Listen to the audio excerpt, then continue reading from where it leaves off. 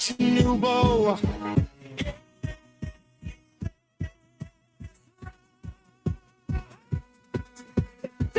You touring pacer. Warriors with no fear, no silence, no hiding. Politics. Permanent. Together. Not gonna see you. It's a great shot. If you have a point free.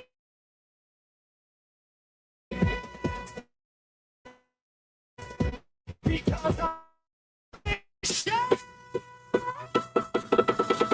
Me first. We made it.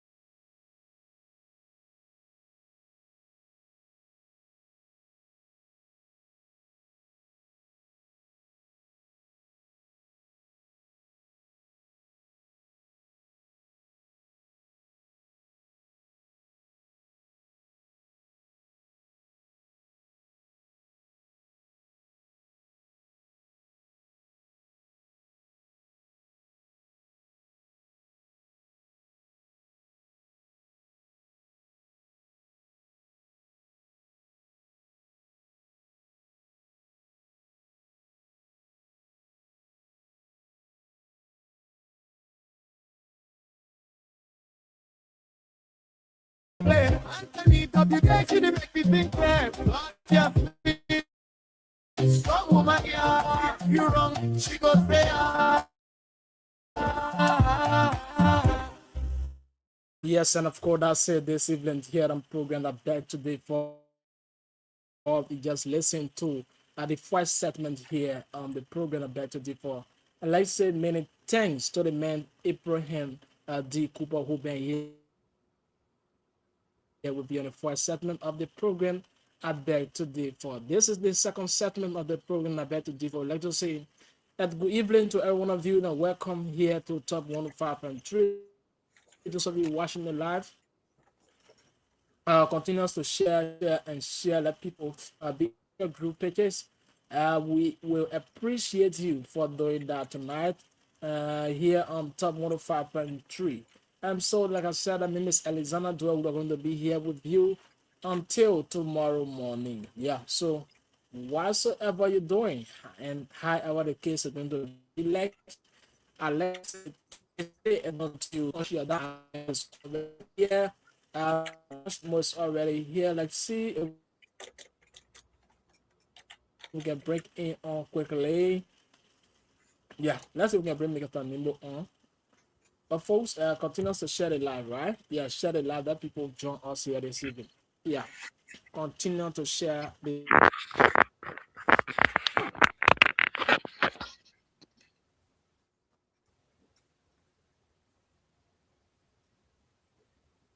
You are muted.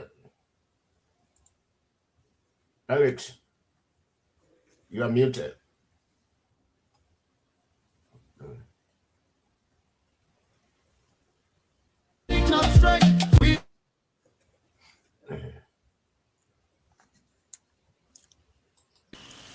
So we hold it there with the theme song, right? Yeah, and let's welcome in all of the guests and panelists on the show. Yeah, Mr. Rhymes, Emma Rice. The two are already here. Yeah. All right. That makes it wrong. That makes Mr. Nomo, how you doing? it Two rights can never make one wrong. wrong. Okay. I'm doing pretty good. I missed the show last night, but I'm back. Um, uh, People who came in late, because they didn't want my fight, they need to be prepared tonight. Thank you. And Good evening to the panelists and good evening to the listeners. Thank you. I see the co-host still hiding himself.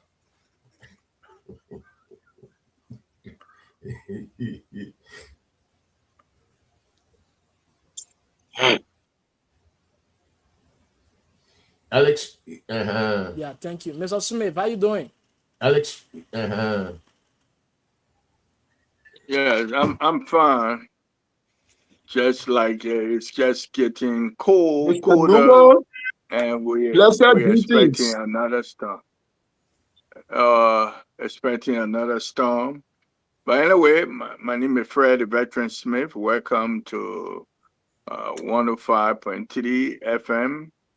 I beg to differ, and we have a special guest. We have our moderator. We have our panelists all ready. Okay. Alex, how you doing today? so. Alex, the frozen on me. Okay. We're gonna go around. Dr. Kafani, how you doing today, sir? Good, good. I'm a little disappointed though. The Fred the Veteran Smith demoted me to a guest as opposed to a panelist. Last time I was a panelist, now I've been demoted.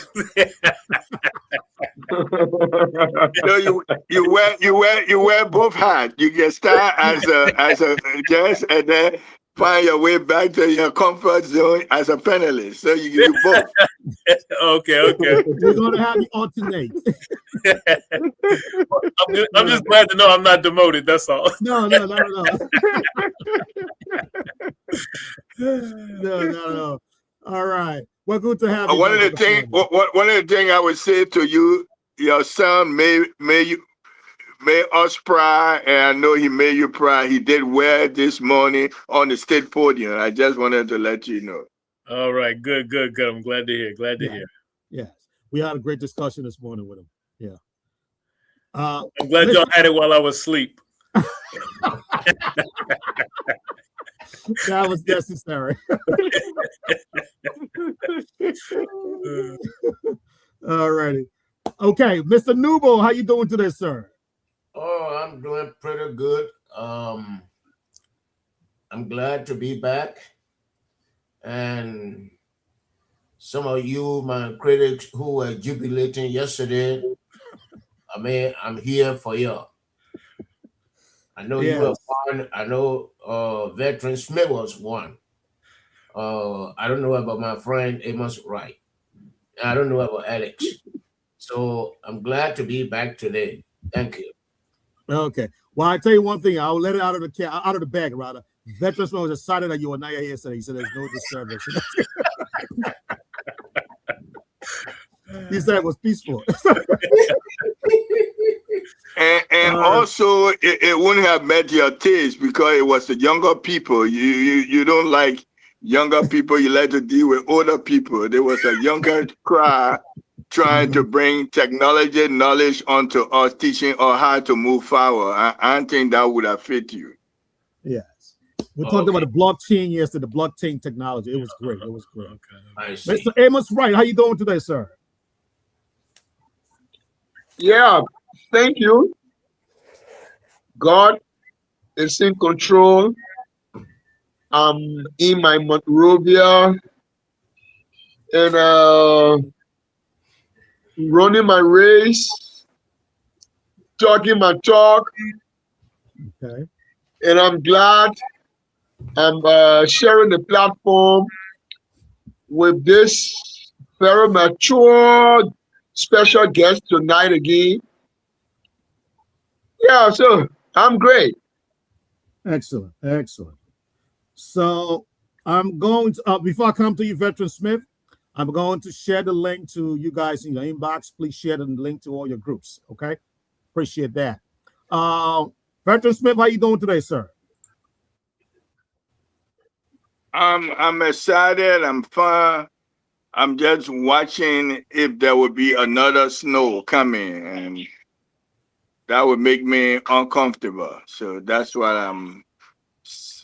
As long as there's no snow, I'm fine. Alrighty. Yeah, it's been raining But here you, too. you know For what this to time. do. Pack your thing and go to Liberia. No snow there. We never snow there. No, I Donald go Trump, if right ever back to California. I go right back to California and deal with the ocean. or Florida, no. Yeah. Right. Okay, so I want again officially welcome you guys to today's edition of our show. We do have two segments today that I want us to deal with, but we have Dr. Kafani here, so I'm going to flip the script. The script was we deal with the current events, and we discuss it, and then we deal with Dr. Kafani on the tail end of the show. But he's here, so we're going to take him first. And then we're giving the options if you want to stay the rest of the day with us, so we'll discuss the current event. That'll be great as well. Having said that, Dr. Kafani, you are pretty familiar with all the faces here, so I don't think we're going to go around and introduce ourselves again. All right. No That problem. is not necessary. Okay, so so we're going to use the first 45 minutes with you to discuss some insightful conversation with you. And then afterwards, we'll jump into the current events. So let's begin the conversation with the veteran Smith. The veteran Smith, you want to start out with the conversation? Yes. Okay, take it away. Since our special guest slash panelist, so I can be held for contempt slash panelist.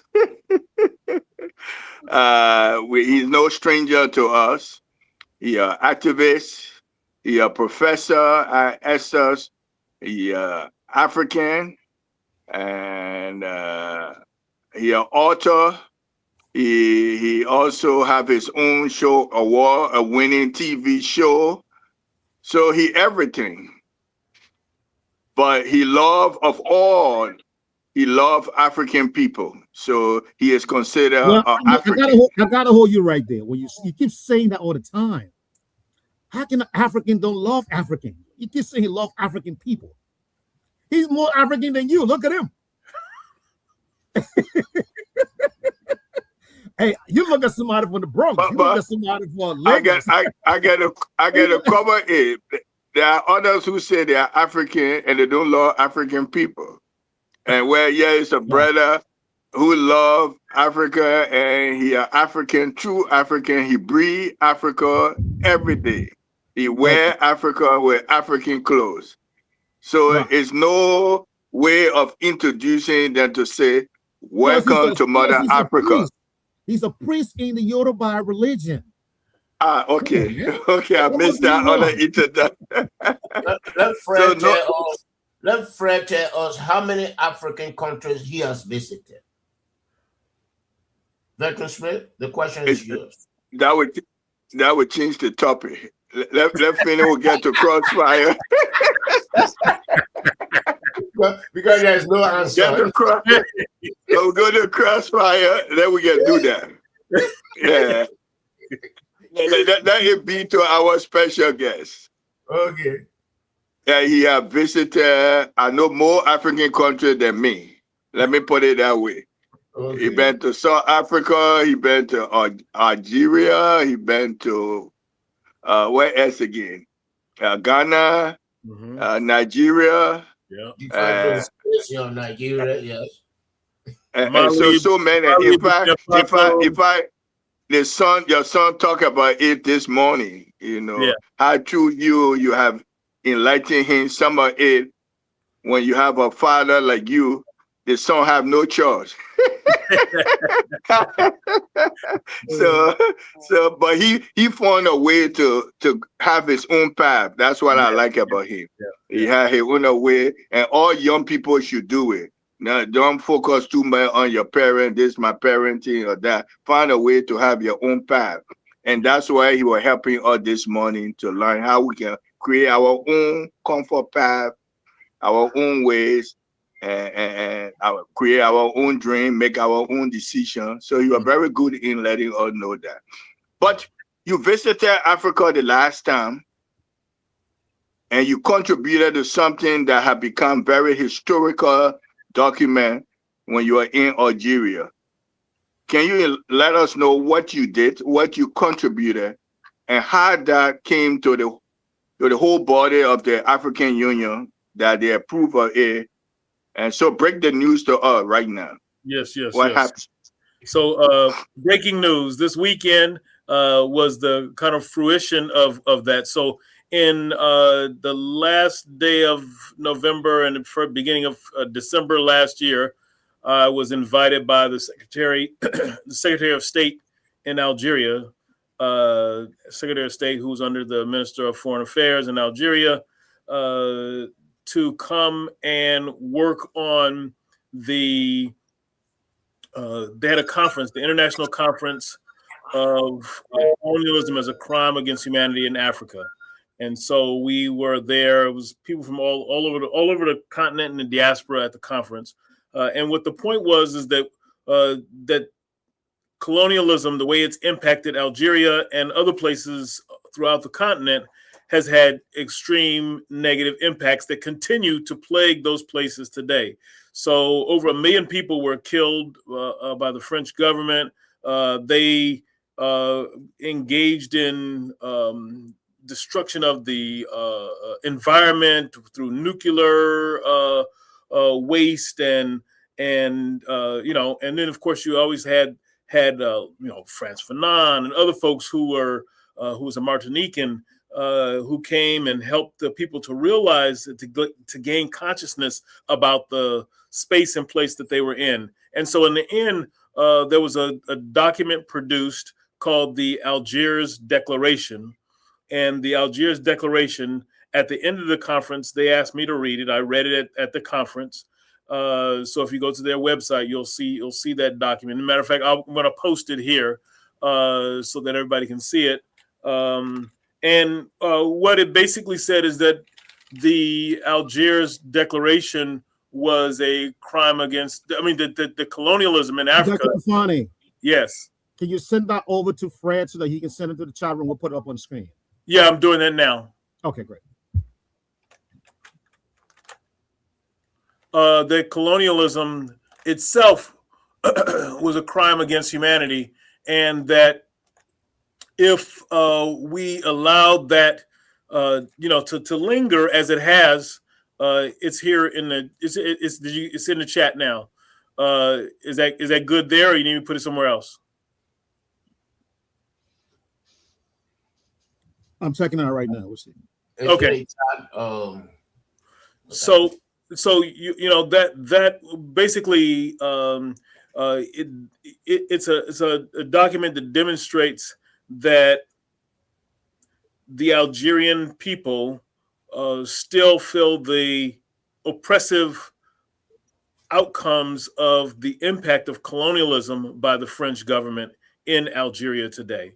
And in the context of that, they were striving to produce a document that said that it was a crime against humanity because they want to be able to charge the French government and to get reparations for the ongoing impact, negative impact that colonialism still has, and the lives that were lost from that. So we produced this document. Then it went before the Algerian government.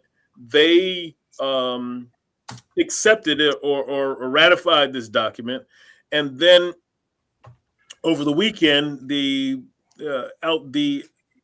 African Union body was meeting, and they ratified the document. So now the African Union has formally accepted the Algiers Declaration, and they were part of the sponsoring body of the conference. So it's not that the Algerian government did this in isolation. So the Algerian government was working on this in collaboration with the African Union. It's just that it had to go before the body of the 54 countries. And so then once that happened, then the people or the heads of state agreed with that document. And so now that's an official document of the African Union. And, we're going to see what that means now in terms of the impact that that's going to have on the relationship of Algeria with the French government, and also even in Africa, in terms of places where their people may still feel like they're colonized by either the West or even by other African countries. So you have the one of the participants in that conference was the Western Sahara, which has another name now that I should remember, but I don't remember off the top of my head. I'm going to look it up. And you know, those are the kind of things we need to be thinking about. H. Sorry, So that under the auspices of the Moroccan government, that the Western Sahara sees itself as still being oppressed, and that, you know, that's not a position that the Moroccan government likes to hear taken. That is that they don't see themselves; they just see it as part of Morocco. But we know that that's been a contested reality for many years. Here it is. It is the Sahrawi Arab Democratic Republic, right? So that's how they present themselves, and I think that that presents a an interesting take on the whole thing. So they present themselves as and I'm going to post it here, how they present themselves.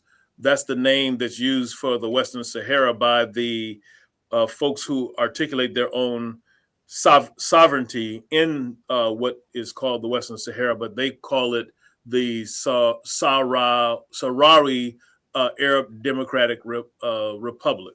And so, that's a continued effort to assert autonomy. And you'll see that also not just there, but then in Somalia, there is a country associated or affiliated with Somalia, which is called Somaliland. And Somaliland is on the tip of Somalia, and they themselves are saying that they're independent from Somalia, and they actually got their independence before the rest of Somalia. And so then all of these things show that there's continued contested ground in Africa, both from internal and external players, about how independence, sovereignty will play itself out. And this document challenges that. This process challenges all of that, and it's going to create some important dialogue, I think. Some people see it as a problem. I see it as a way to move the needle forward. It's not going to change everything overnight, but it's definitely going to move the needle forward in terms of dialogue and discussion.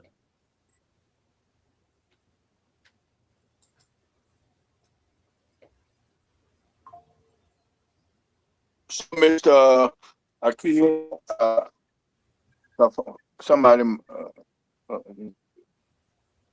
Alex. So, Dr. Kafan, somebody, I hearing my voice. Okay. Yeah, we can hear you. Yeah. Okay. Yeah, but okay. The moderators are mute, and I have a question. We are talking. Yeah. So, can you hear me now? Yes. Somebody is having. So, okay, much better now. We can hear you. My question to you. Okay, my question to you. Now that historical document that you helped to put together with others have been officially accepted by the African Union, the leaders, what kind of benefit will this document translate to all the crimes committed to not only Algeria, but the African people or the African continent in their quest for liberation and all of that? What kind of I think what's going to happen. Mm-hmm. I think what's going to happen is that there's going to be a push to take this to the International Criminal Court, to have France brought up on charges on some of these things. Once again, that's not going to be an easy push, but and what Western countries have demonstrated is that once they're challenged in that way, that they ignore what happens, or they don't allow themselves to even be considered in that context. So the U.S. doesn't allow itself to be taken to the International Criminal Court. It doesn't give credence to that body in that way. And so, even though France may have in the past, now that they're faced with this document and faced with this concerted reality from African countries, whether or not they do, they respond to it. If they were to be brought up on some kind of charges or said they have to pay reparations, remains to be seen, right? Because the African Union has also pushed for reparations in other ways. So there's two other bodies that I worked on with. One was the Ninth Pan-African Congress that directly talked about reparations and worked on reparations, a statement on reparations. And then the president of Ghana, who is considered the champion in the African Union for reparations, has pushed the envelope on that. And then the African Union called forth a body that I participate in, which is the African Union Committee of Experts on Reparations, that then is developing what they call already developed a bureau, which is a executive committee, and that bureau met in Ghana. I believe it was last week. Was that last week? Let me look on here and see. The bureau met in Ghana.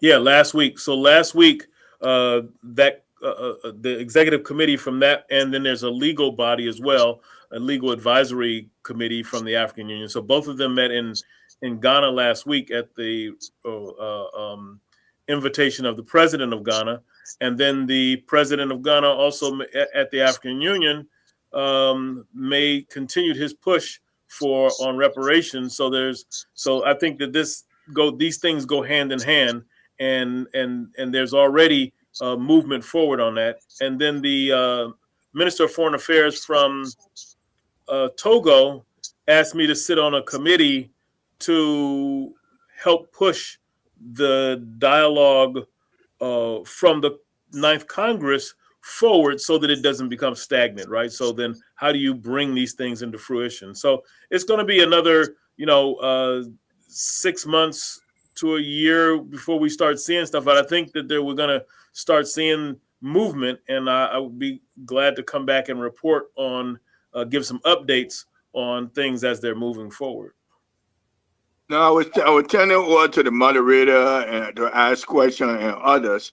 But before I do that, one of the main key problem that we have for people is that if they give us the money, how will that money be divided among the African countries, and what area will we put it? Have we started thinking about it? What we do, what we really need in return? Yeah, there's been lots and lots of discussions about reparations. There's been a lot of books written on reparations. So there's definitely many ways and spaces that reparations have been talked about and considered. It's not just an African issue, that is African on the continent issue. It's a global African issue. And so then here to talk about reparations has to be talked about brothers and sisters from the continent, and from the islands and South and Central America. I think the CARICOM is much further ahead than any other country on the discussions of reparations, because you even have some African countries who saying, like Liberia, like Ethiopia, that we were not colonized. So what does reparations have to do with us? Well, it has to do with you because you don't look at the issue or the problems of colonialism and white supremacy as a issue that only affects colonized countries. You look at its effect on Africa as a whole, on African people globally as a whole. Then that changes your perspective on it. And what we do with the money is our business. That's not for them to be concerned about. Just pay us. there's a statement some people say. They said, "You stole us, you sold us, you owe us. So pay up."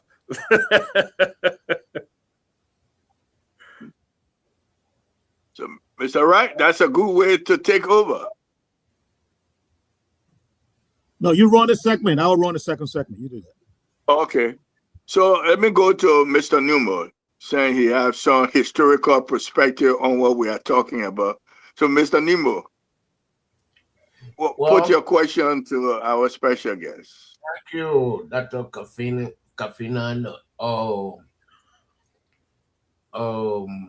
I feel that we Africans must be realistic. We must be able to not only ask for reparations from European countries, from other countries. Think about what happened in 1591. Think about what happened in 1591 when the Moroccan forces destroyed I don't know what the echo. You might have to turn your speaker down. You might have to turn your speaker down. Everybody muted. Okay, let me see.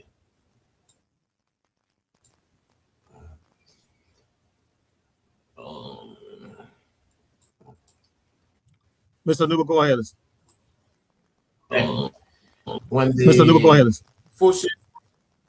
When the forces from Morocco attacked the Soviet Empire, when Timbuktu was destroyed, that was 1591, and all the experts, the leadership, the libraries, everything was destroyed because the Moroccans wanted gold.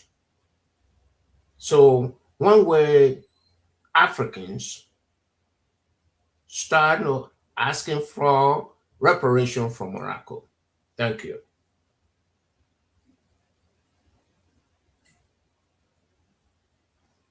You are muted.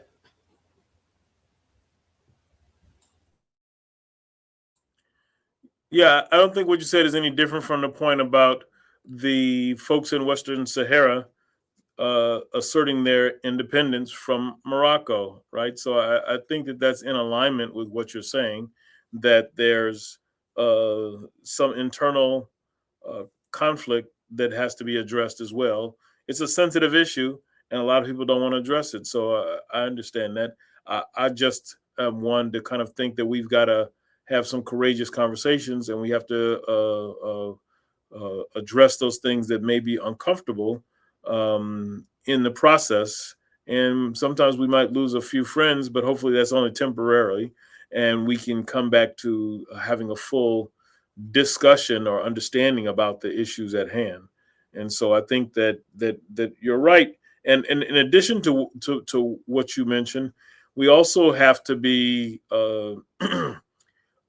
clear that reparations is not just about country specific, but it's about businesses, it's about churches, insurance companies, shipping companies, banks. All of those were participants in the slave trade and or in the colonial process, and they all are responsible and have a what maybe they would consider a pain point of restitution and to deal with, right? So, and we don't want the South African human right reconstruction process, because that didn't work, right? Desmond Tutu, who was ahead of it, said that it didn't work, and so we have to think about what is it is not enough just for someone to tell that they did something that was atrocious or evil or negative. It's that we've got to address the issues of restitution. We got to address the issues of healing, and those things require confrontation with the past, confrontation with the atrocities that were committed. So all of those things are important things that we must talk about, consider, and actually address up front and open. Okay, question number 2. Um, Besides the Western Sahara, has this 1591 incident made it to the floor of the Africa Union? Because this destroy our intellectuals.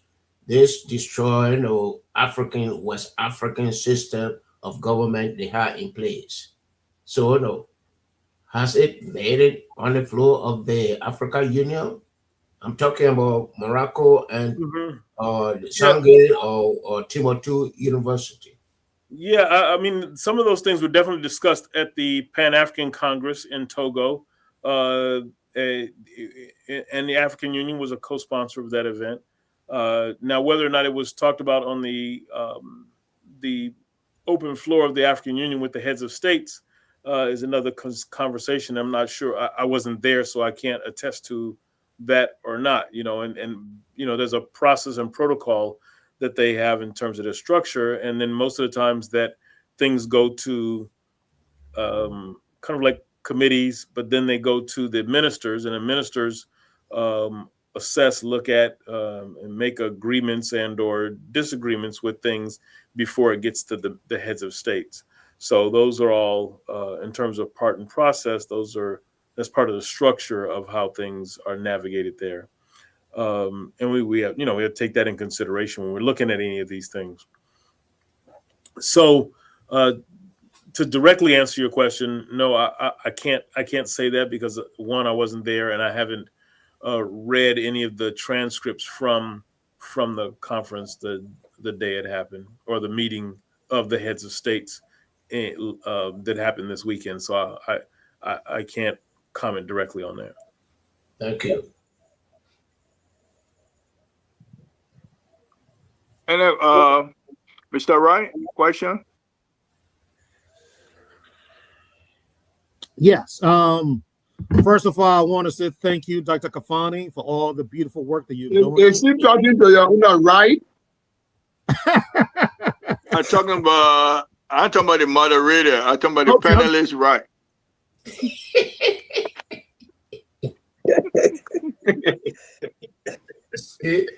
I thought he was just the one who was on the. I said 2 rights are not good in the same room. So that means if there's 2 rights, then that means there could be no wrong. But Absolutely. Dr. Kafani, Yes, sir. Dr. Kafani.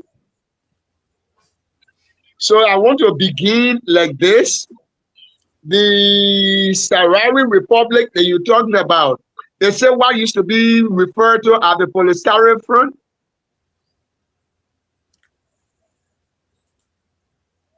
I'm sorry. You said it used to be referred to as what? My first question is, the Sahrawi Republic you talked about, that came from the Western Sahara, they say what used to be referred to as the Polisario Front? I think so. It might be. I'm not sure. I don't know the politics and the history of the Sahrawi or the Western Sahara that well. So yeah, the veteran would say yes. There you go. Okay. I take whatever the elder then said. My second question, please. The second question is, the declaration from your explanation is an Algerian declaration. What's the connect between Algerian declaration and now a document of the AU? How do the other African countries connect to the Algerian declaration?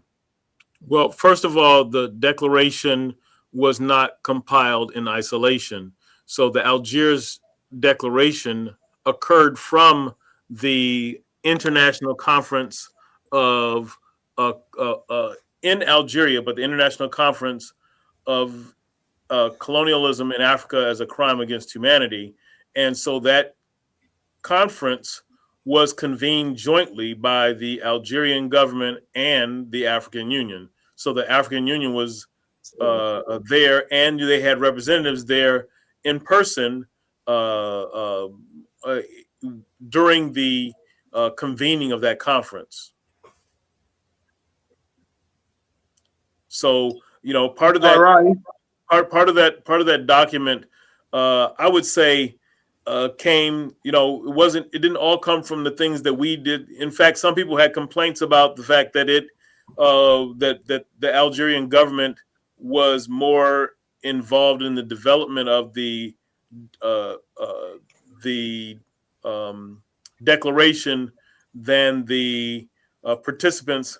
However, sitting on the conference, I would say that I saw a lot of the essence of what was talked about in the conference that was represented in the declaration. There may be some other stuff that was there, but a lot of what was talked about in the conference was in the declaration.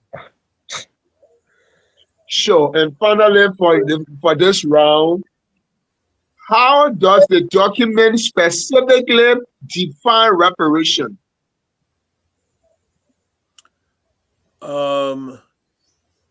Good question. It's been a while since I read the declaration, so I'd have to go back to it and look at the specific definition that was used in there. Because I think you raise an important point, because in thinking about reparations, I think one of the things that you have to look at is you know, where does reparations kind of play itself out? I'll give you an example in here. It says that emphasizing that the Algiers Conference represents a majority political step in the Pan-Africanist quest for justice, historical recognitions, reparations, and memorial sovereignty in the face of multidimensional crimes against humanity, against crimes of colonialism. And here it gives you an example of how the African Union is tied in. It says, fully aligned with the African Union's theme of 2025, dedicated to access to justice and reparations for Africans, people of African descent, and affirming these themes should be extended to 10-year framework. So it's talking about moving this idea of reparations to a longer period. And so in looking at reparations, let me see if there's a specific definition. No, so there isn't a specific definition, but there is or was a call for a body that's working on it. And so then that call was for the other conference that I went to in Ethiopia in December, and that was the call for the establishment of the African Union's Committee of Experts on Reparations and the African Union Legal Experts Reference Group on Reparations. So those two bodies are the ones that met last week in Ghana, but they were formalized in the inaugural meeting that we had was in Ethiopia in I think it was December the 15th through the 19th or something like that. So that was part of the process, was that body then is tasked with defining what reparations is going to be defined as for the African Union. So the African Union has tasked a committee that I sit on with coming up with the final determination of what that means.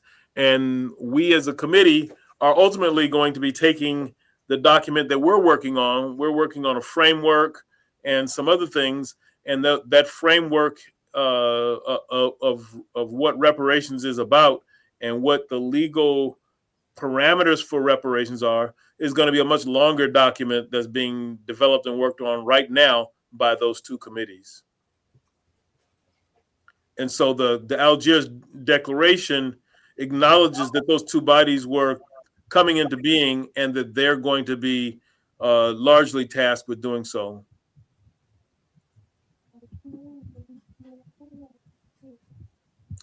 The other thing it talks about in here, though, it does talk about cultural reparations. It talks about structural reparations. So all of those are important parts of what is looked at from these things. And the other part that's important is that this is really the first time the diaspora has really been brought into it. So even in this document, CARICOM is mentioned, which is the Caribbean Community Organization. So there, it says in here, it says, we reaffirm our solidarity with CARICOM countries in their pursuit for reparations and the call for the implementation of the Addis Ababa Declaration and the Transcontinental Partnership for Restorative Justice that happened in September of 2005. So there's a lot of momentum. There's been several meetings that have happened that are bringing all this into fruition. And I think that those are some of the things we're going to need to be looking at and thinking about in terms of this, is that this is a very dynamic process, and it is something that is that we need to be clear that didn't just happen by happenstance, that there's lots of movement bringing this into fruition. Okay. Okay, then quickly this follow up. Okay, Mr. Wright, let's hold you there, please. Let's hold you. Let's go to the line. We got 10 to 6 to 11 in Liberia. Let's go to the line and get at least three calls, and then we'll come back and close up with Dr. Kafani. Alex? Alex going to sleep. Alex. Still have Mr. Berry to ask questions. Yeah, we'll come back. Let's get the callers part of the show once we get at least. I don't know why Alex can pick up. Yeah, Alex can pick up. It's okay. I don't know what is happening to the internet service tonight. Yeah. Okay, so you're having difficulties with internet? Okay, so you're having difficulties with internet? Yeah, but we can still manage. Yeah. All right, just get at least 2 or 3 calls. That's all right, it. folks. That's it here on the program. I better before they. All right, just get at least 2 or 3 calls. We're gonna mute everybody. That's it. All right. This is the second segment of the program. I better for here. Let's hear from you. 0776 114 3504. You're going to be live this evening. 0776 105 105 881 4504. You will be live this evening here on the program. I beg to differ. Sorry. Heck is at me. My throat at me tonight. So let's just manage it right. 0776 105 105 881 3504. 0776 105 105 881 3504. We pick up 3 or 2 calls and then we go back to the panelists here this evening. We have 8 minutes up to 11 o'clock. Let's hear from you. 0776 105 105 881 3504, and you're going to be live this evening. While we are waiting, we take our taste on here.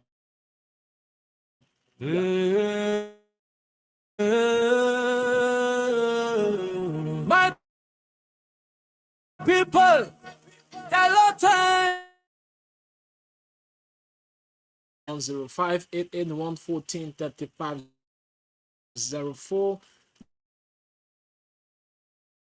0776 105 105 881 3504. And let's hear from you this evening on the program.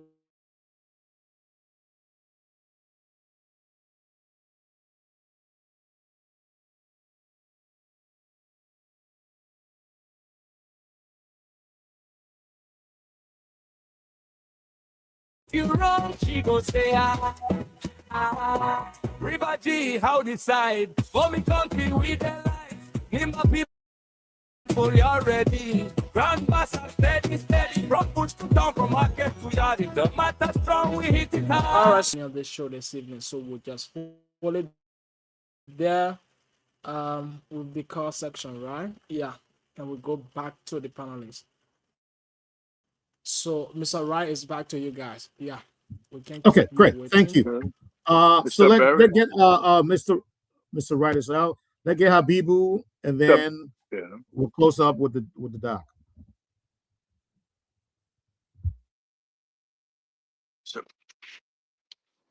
Mr. Barry, ask your question. Yeah, sorry, I muted my mic. So it's good to be here. Dr. Kafani, let me say good evening to you, and good evening to my fellow panelists, and good evening to the people of Green GEDEH. Listening to, your conversation, while heading home. So my first question to you, then I will just give a chance to be able to listen more, is what role do you think that government let me take, for instance, Liberia, that the government of Liberia can play in making sure that, yes, we obtain or get our just benefit, especially if it comes to this reparation issue that we're talking about? Yeah, I think the first piece for Liberia and any African country and African people is resisting divide and conquer. We oftentimes allow ourselves to play into divide and conquer, either for some money for ourselves. So if they come to you with $1 million for you, do you then, or even $10 million? Because in big countries, big money, $10 million is no money for them. So if they come to you who has, limited or maybe no millions, and they come to you with $10 million, is that adequate to sell out the cause of the people for? And I'm not talking about you individually. I'm just talking about any one individual or any one country.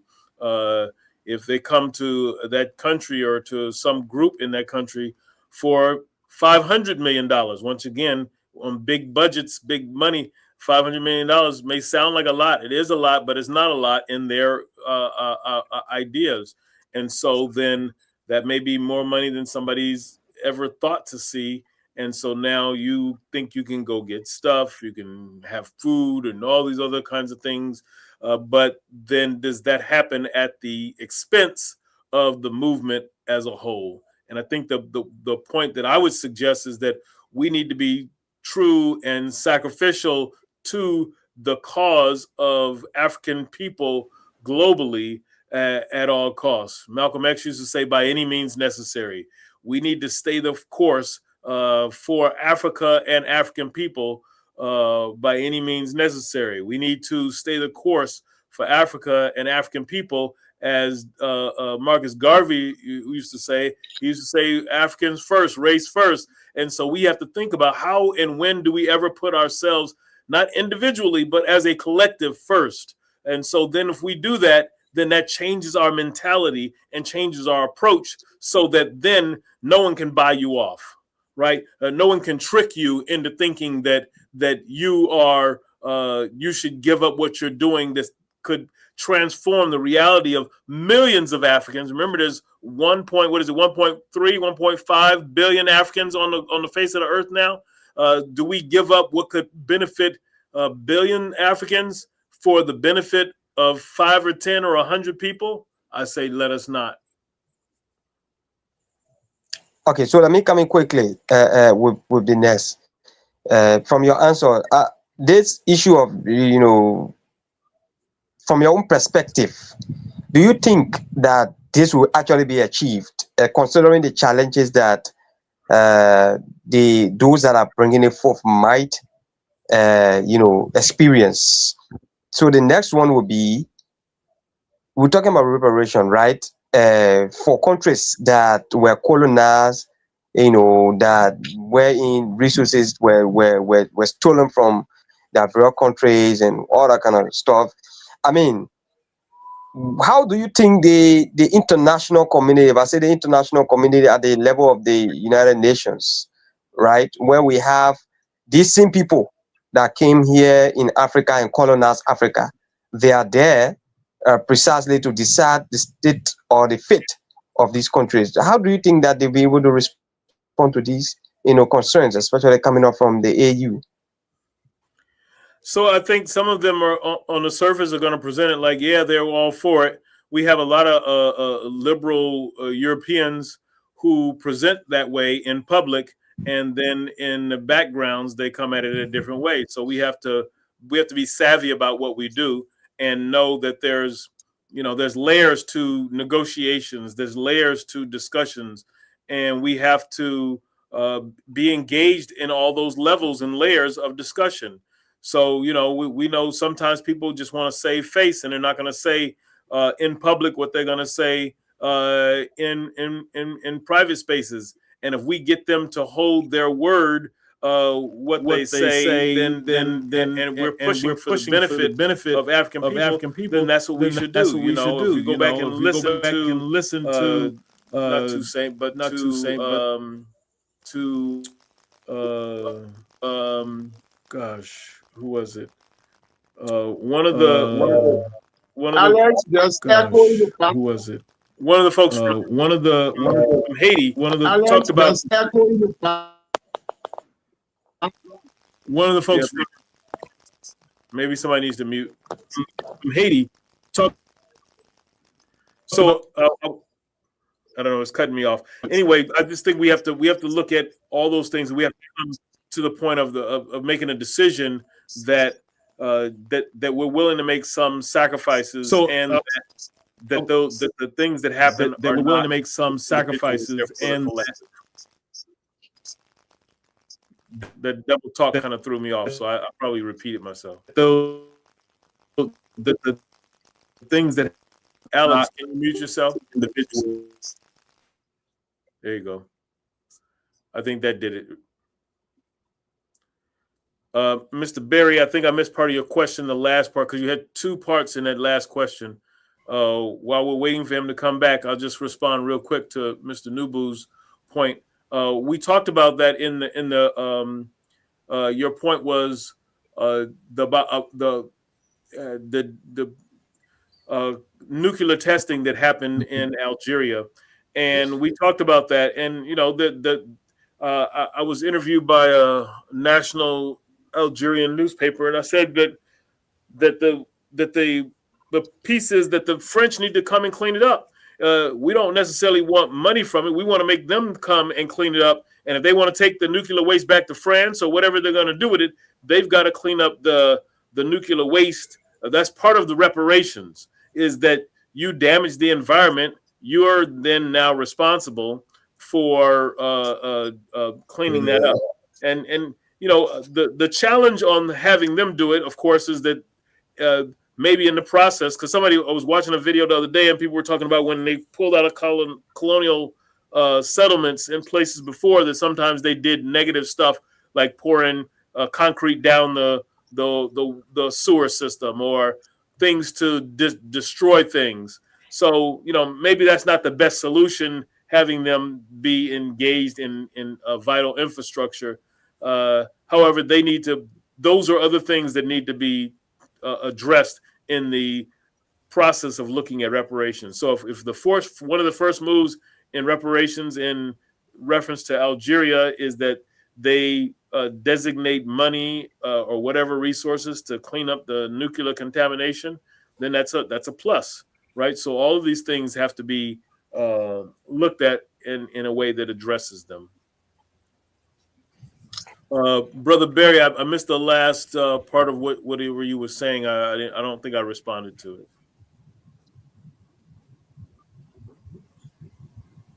Mr. Barry? Muted. Okay. Mr. Barry not responding. 1, 2. Okay. We coming to the conclusion. So my question before you give your final comment will be, he said the African Union will be judged the way it treat its foundation. Saint Liberia, they had the foundation in Sani Kode Nima County, the headquarters where, not the headquarters, but where they gather Kwame Nkrumah, Sekou Toure, and other leaders of the OAU at that time changed to African Union. Do you think that it would be good for them to develop and make that a historical place in Liberia, Nima County, Sani Kode, where the formation of the OAU, that others can kind of make it like a tourist attraction? You think that you can sell that idea? So maybe our country can sell it. Can you sell that idea to the African Union? Yeah, I mean, I think that there's lots of historical spaces that we should, we need to articulate for ourselves. In fact, I'm being interviewed by someone on Pix TV on Sunday about a article I was interviewed in for the Star Ledger, that I think it came out today or yesterday, and it talks about looking up our history and that there's some historical markers here in New Jersey that speak to them. And so I think we need to be presenting lots of these kinds of ideas and concepts and come up with the ways that we begin to think about how our presence has historical value, and that historical value is something that maybe as people want to come and as tourists and check out or find their historical lineage. You maybe Liberia wants to do like Ghana did, and set up. Ghana's established the door of return, the year of return, and they do something similar in Benin. Benin has developed its own. If you look up online, you look up Benin's door of return. They set up a beautiful thing to have people come for the Voodoo Festival that happens in January. So those are important contributions that people have. And so these are things we can look at to talk about African history and culture that helps us to understand some of those things. And those become places where people in the diaspora want to come and visit. You have hundreds of thousands of Africans in Brazil, and they're steeped in African culture in ways that you might not even believe unless you were there. Right in Trinidad and Tobago, a huge festival. When I was in Colombia about 2 years ago, they have a African festival in Colombia. 25% of the population in Colombia is people of African descent, more percentage-wise than in the United States. But we don't know that because we don't look at world history that way. Okay, can you give your final maybe final comment tonight? Summarize, you may, or what we did not ask you. You can put that in your comment. Yeah, I'll just say briefly that I think we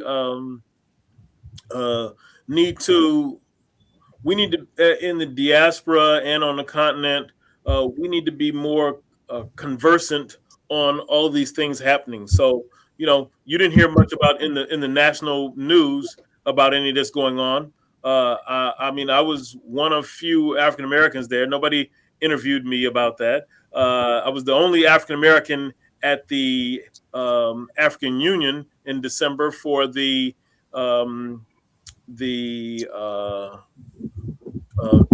conference, or the meeting of the Committee of African Diaspora, or the meeting of the experts on colonialism in the United Nations. So it was only myself and one other person, a sister named June Sumner, who's from St. Lucia.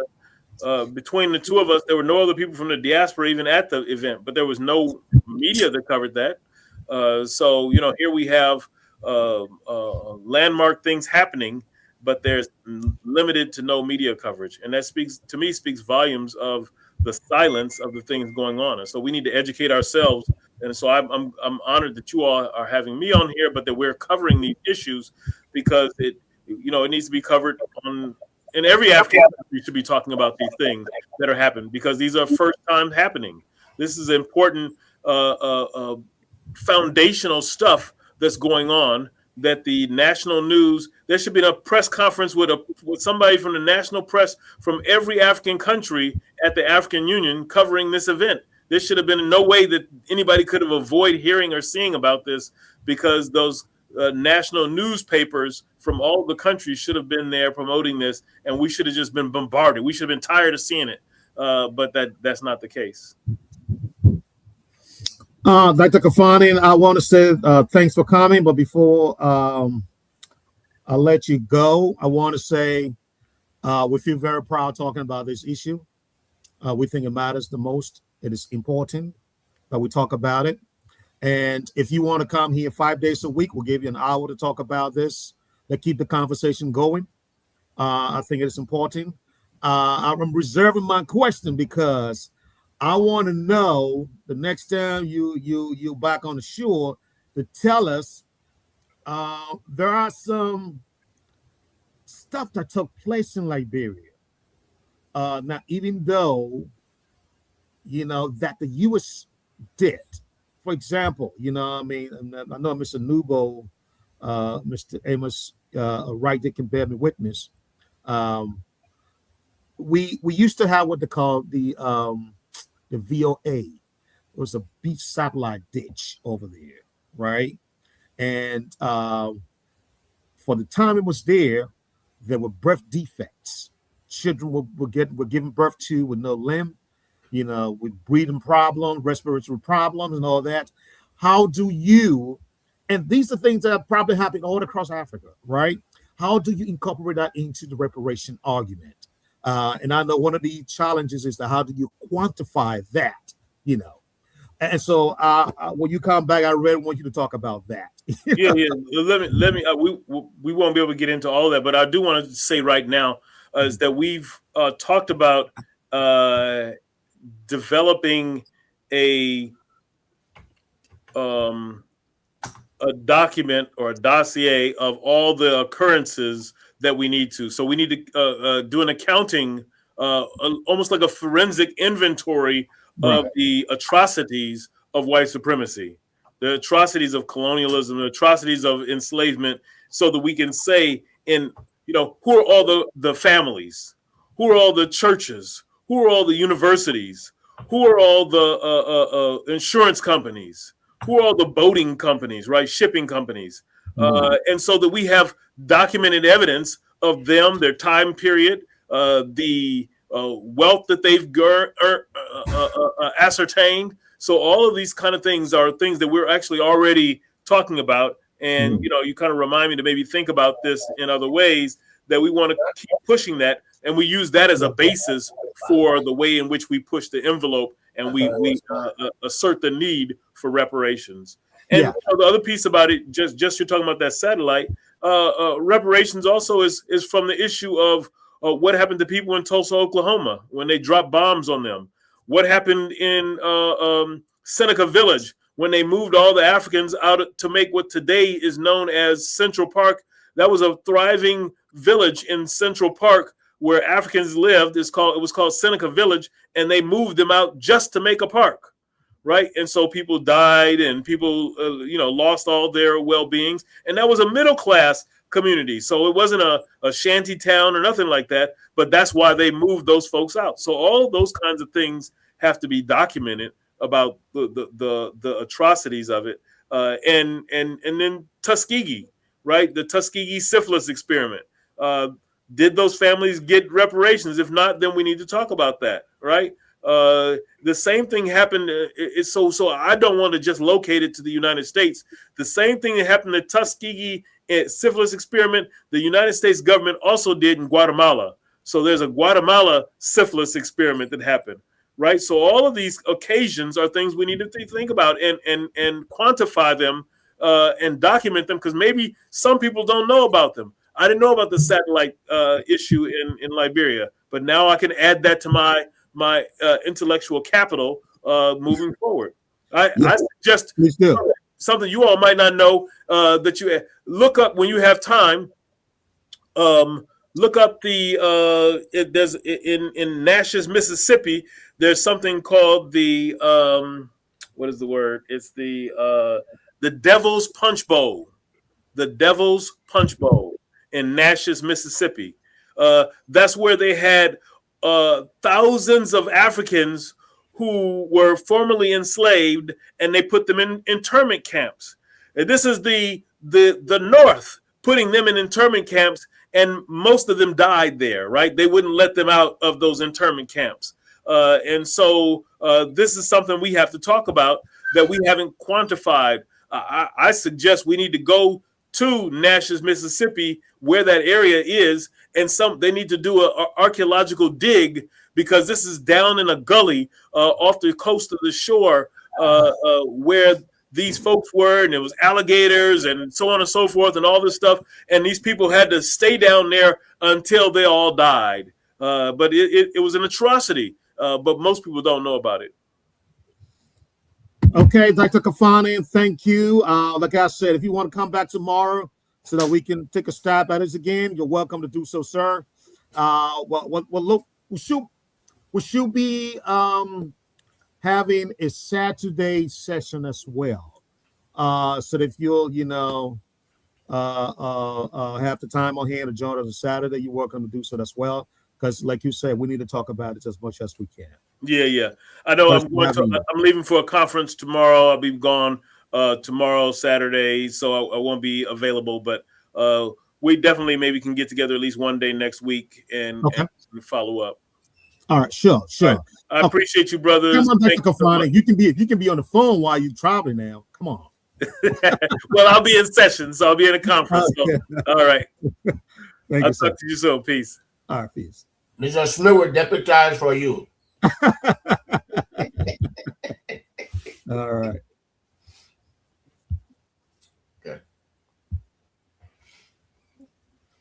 Okay. So let's go now into the second section of the second segment of our show. I'm sure, Mr. Wright, you do have some videos you want to show us. You have your topic, your two branded topic.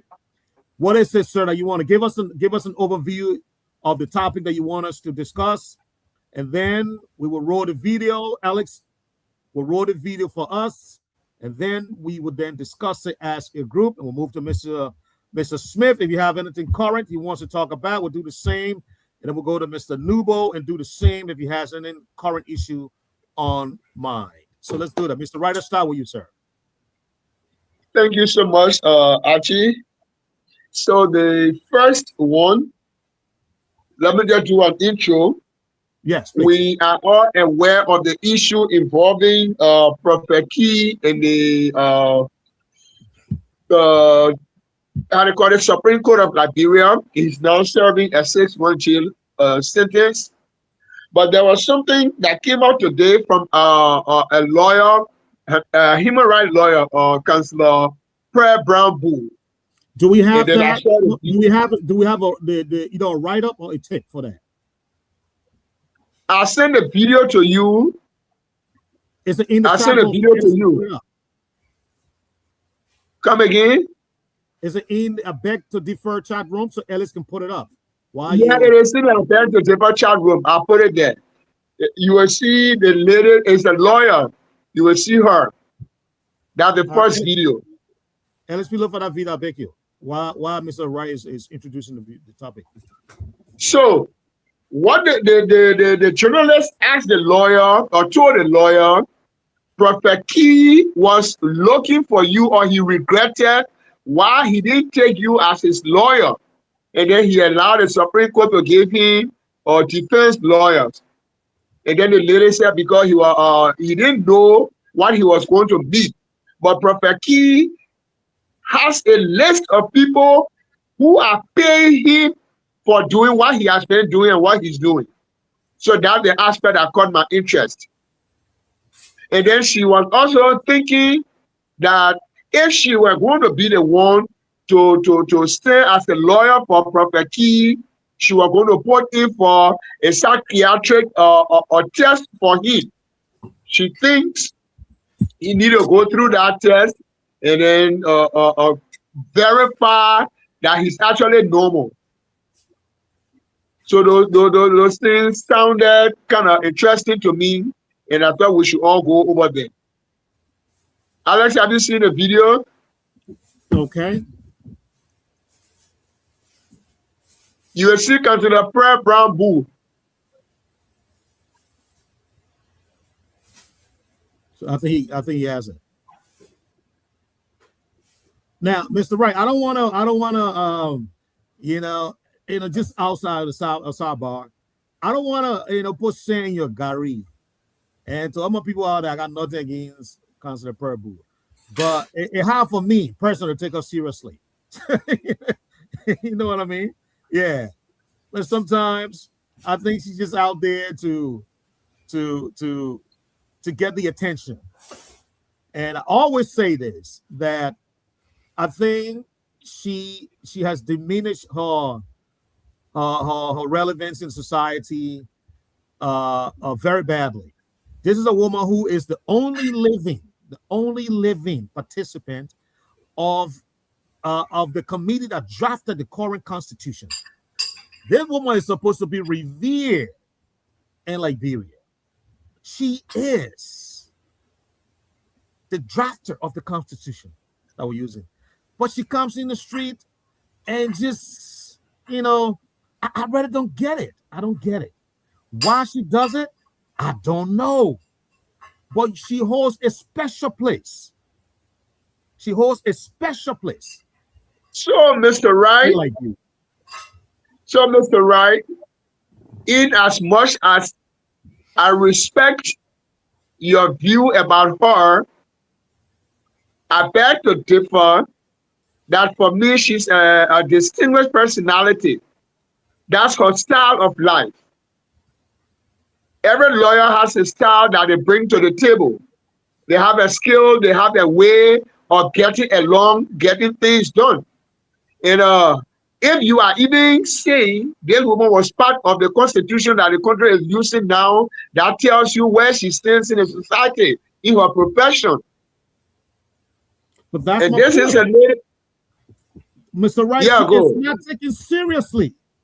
She comes. No, you are not taking her seriously. Oh, no, trust me, Mr. Wright. I have had conversations with a lot of people. I beg you, take a sensor right now of all the people on the line. Ask them which one. Mr. Nubo, please come in and speak on it. Pierre Brown Boo has diminished irrelevant. That is true. Is looking for news. I don't think Prophet Key wanted to hire her as his lawyer. Pierre Brown Boo was placed on the Truth and Reconciliation Committee. He was one of those who did not sign the report. Pierre Brown Boo. He revolted against people like Martha Washington, people like Verdio, people like John Stewart, and the rest of them. So no, she is like a pendulum. She does not have direction, and that is my take. See, I didn't even say that. There you go. Now you get a real rough one. Yes, so gentlemen, like I said, you are giving me a picture of your personal mind about her, which I think that's not what she is. Otherwise, she will not be seen in the courts anymore practicing. The way she behaves, maybe the position she takes on issues, give you the right to give the judgment you are giving. That's a personal verdict about her, and that's not her. Okay. I respect your view. I respect how you see her. All right, so I think Alex is rolling the video now. Okay. So, but then on the other hand, it will defeat the purpose for which I brought a video. because you have already judged this woman not to be a serious person. So whatever she's doing. Now watch the video. I think it will inform us of what you want us to talk about. Alex, you are muted, so we're not hearing her. If you pull the man and told me this is on it, and tomorrow the court has gave me two veteran lawyers.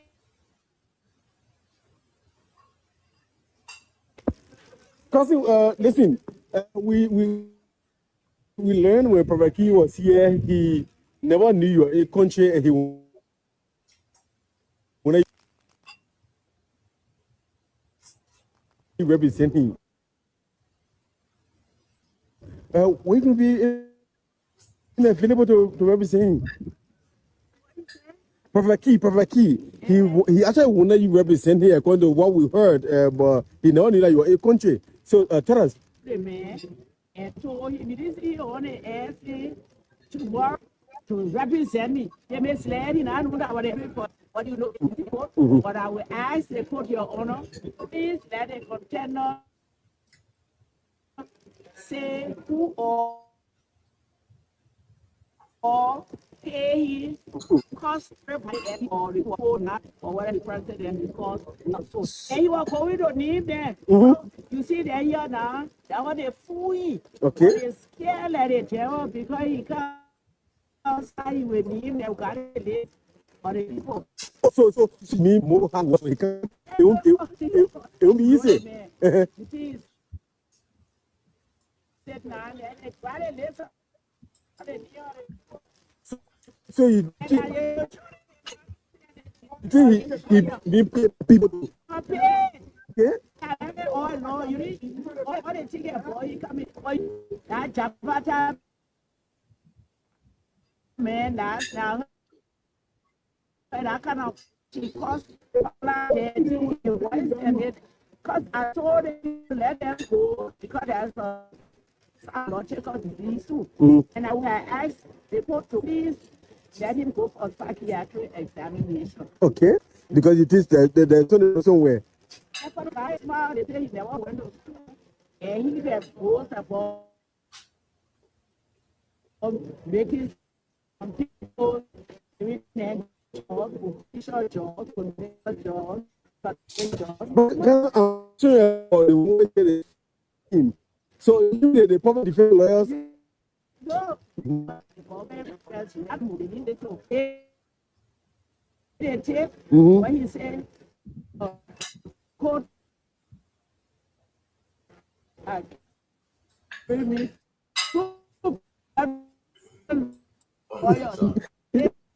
Yeah.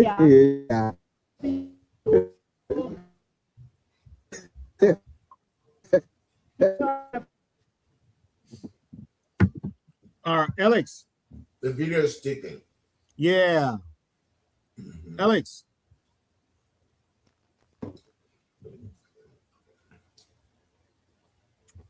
One thing I need to do, I think I need to play the video from my end. Maybe.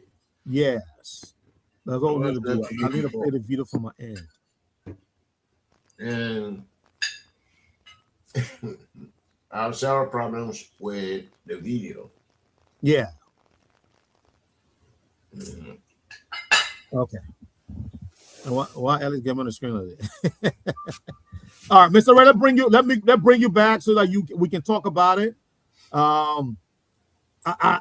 We had to give our candid opinion of this lady because just like you, we do know her and we have followed her. Let me put everybody back on the screen. I don't know why he got me on the screen like that. All right. We do know her. So, yeah, go ahead, sir. Yeah, so let me start with you guys and then I can come back to the point I want to make about the video. Is she somebody you know to be losing cases? Like she goes to court and she doesn't make sense there? I don't know how many cases she has won. So give us the statistics.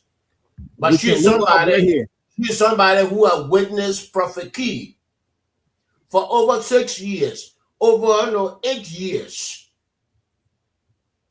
And then she said, Prophet Key should go to the psychiatric training. It doesn't make any sense to me. And she said, Supreme Court took Prophet Key to court. They didn't take him to court. They didn't take him to the civil court. They brought him and they abused power. The Supreme Court. They should have taken him to the civil court. I mean, No, I don't want to go that route. I want to keep the conversation from my perspective. That's why I was telling one